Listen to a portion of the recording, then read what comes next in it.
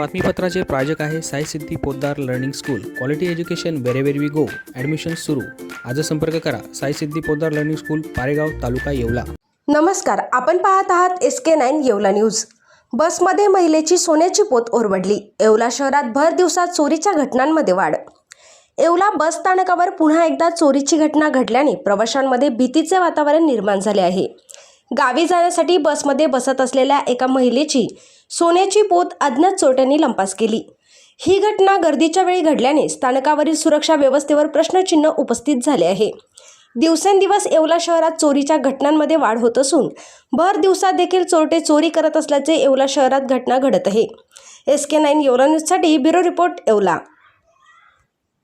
या बातमीपत्राचे प्रायोजक आहेत शौर्य अबॅकस अकॅडमी. आपल्या मुलांच्या बौद्धिक क्षमतेसाठी अबॅकस हा सर्वोत्तम पर्याय.